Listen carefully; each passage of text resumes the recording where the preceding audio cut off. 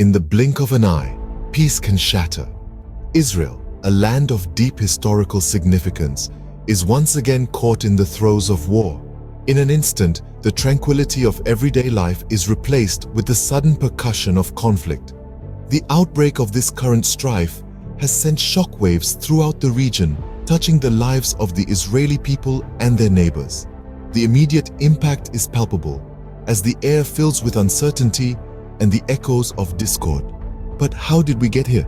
To understand that, we need to rewind the clock a little. The roots of this conflict can be traced back to decades, even centuries ago. But for the sake of brevity, let's focus on the recent key events.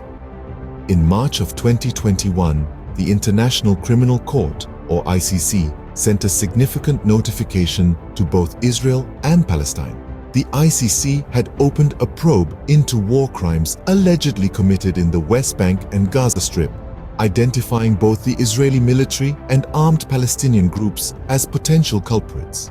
This single act by the ICC set the stage for a heightened state of tension between these two entities. Israel in particular argued against the ICC's jurisdiction, asserting they were conducting their own investigations. Fast forward to April of the same year, Israel escalated its air war in Syria, targeting suspected Iranian missile and weapons production centers.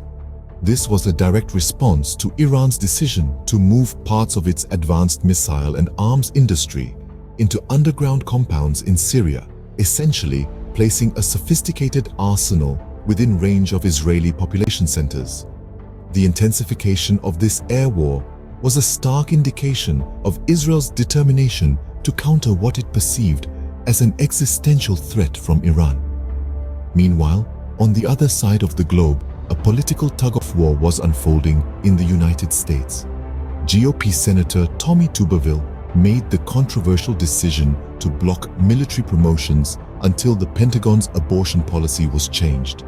This move resulted in over 300 nominees waiting for confirmation, subsequently slowing down the process and raising concerns about the lack of military leadership in the Middle East, especially given the escalating conflict in Israel. This trifecta of events, the ICC's war crimes probe, Israel's intensified air war against Iran, and the US's political complications over military promotions, has significantly contributed to the escalating tensions we see today. Each of these incidents has not only impacted the immediate players involved, but also rippled outwards, affecting the global community. These events have created a domino effect, leading to the current crisis we see today. The situation is complex, with multiple parties involved and several underlying issues at play. At the heart of the conflict, there are three main pressure points to consider. First, there's the International Criminal Court's ongoing probe into war crimes allegedly committed in the West Bank and Gaza Strip. Both the Israeli military and armed Palestinian groups have been named as possible culprits. However, Israeli officials argue that the ICC has no jurisdiction as they are conducting their own investigations. The ICC only steps in when states are unable or unwilling to prosecute their nationals for crimes that fall under its jurisdiction. Second, there's the issue of Iran's encroachment in Syria. Israel has been intensifying its air war on suspected Iranian missile and weapons production centers in Syria. The concern is that Iran is moving parts of its advanced missile and arms industry into underground compounds in Syria, developing a sophisticated arsenal within range of Israeli population centers. Lastly, there's a political deadlock in the United States affecting the Middle East.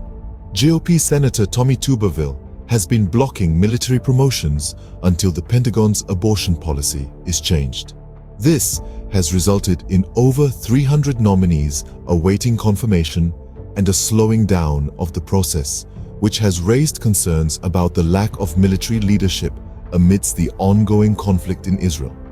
The crisis in Israel is not just about land and religion, but also about international politics and power struggles. The future, as always, remains uncertain.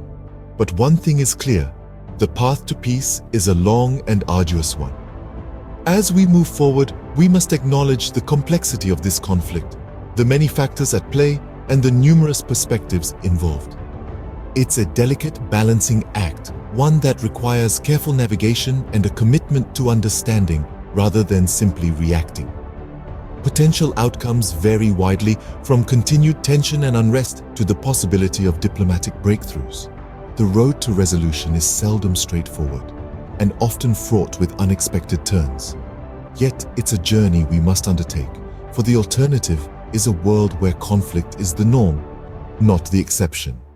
In the midst of these challenges, the need for diplomatic solutions becomes even more critical. Diplomacy, dialogue, and negotiation. These are the tools that can bridge divides, heal wounds, and pave the path towards a more peaceful world. They require patience, understanding, and a willingness to see the situation from multiple perspectives. As we continue to watch this situation unfold, let us remember that at the heart of this conflict are people who, like us, wish for nothing more than peace and stability in their homeland.